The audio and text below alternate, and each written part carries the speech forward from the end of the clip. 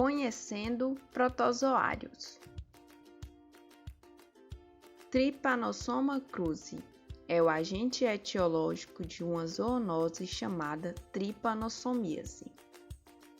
É muito interessante citar que os primeiros estudos feitos sobre a tripanossomíase e a descoberta desse protozoário foi realizada por cientistas brasileiros.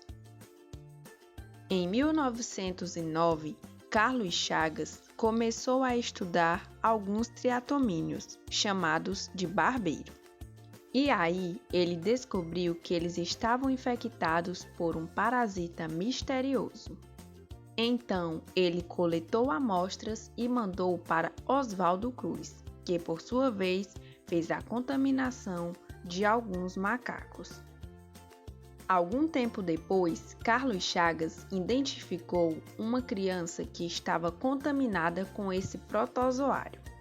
E então resolveu aprofundar os estudos sobre o Trypanosoma cruzi. Então, podemos ver que o vetor dessa doença é o barbeiro, e eles não estão presentes apenas na zona rural, nas casas de pau a pique, como a maioria das pessoas imaginam. É possível encontrar o barbeiro na zona urbana, pois existem espécies cosmopolitas. A transmissão mais comum se dá pela picada do barbeiro, que após sugar o sangue, em pouco tempo defeca no local e, consequentemente, o ser humano coça e faz com que as fezes entrem na corrente sanguínea através do local da picada. Mas também pode haver a transmissão via oral, através da ingestão de polpa de açaí, que foi triturado acidentalmente junto com os triatomíneos infectados. Ele assume algumas formas durante o ciclo biológico: a mastigota, tripomastigota e epimastigota. O barbeiro se alimenta do sangue de uma pessoa contaminada e ingere a forma tripomastigota. Quando chega no estômago, evolui para a forma epimastigota, que então se reproduz. Ao chegar no reto, irá se diferenciar em tripomastigota, novamente.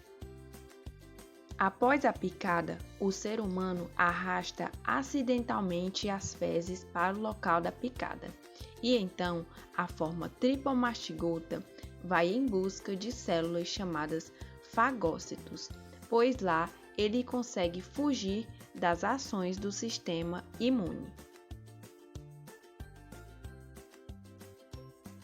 Dentro dessa célula, eles irão se transformar na forma amastigota, que é responsável pela defesa, e então eles vão se reproduzir por divisão binária. Quando a célula está cheia de amastigota, eles irão se diferenciar em tripomastigota e irão provocar a lise dessa célula.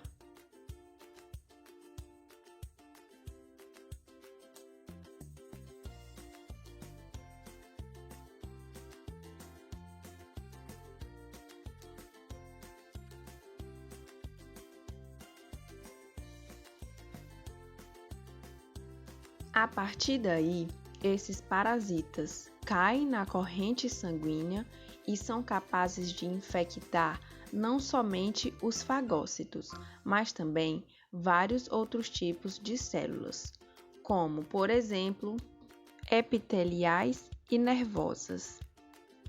A doença se apresenta em dois estágios clínicos, a forma aguda e a crônica. Na fase aguda, a maioria das pessoas não apresenta nenhum sintoma. Quando os sintomas ocorrem, duram cerca de 2 a 4 meses e podem ser gânglios linfáticos aumentados, febre, dor de cabeça e náusea. Após a fase aguda, as pessoas entram em uma fase crônica indeterminada, que pode durar anos ou décadas. Os parasitas continuam presentes nos tecidos, apesar de total ausência dos sintomas. Já a fase crônica sintomática, a maioria das pessoas sofrerá danos cardíacos, frequentemente resultando em morte súbita ou insuficiência cardíaca progressiva. A profilaxia se dá pelo controle dos triatomínios. Após a identificação de barbeiros em uma região, uma equipe técnica deverá analisar as amostras desse barbeiro, para que se possa começar a aplicação de inseticidas na região afetada. O tratamento é feito com um remédio chamado benzinidazol, que é fornecido gratuitamente pelo Ministério da Saúde e deve ser utilizado em pessoas que tenham a doença aguda assim que ela for diagnosticada.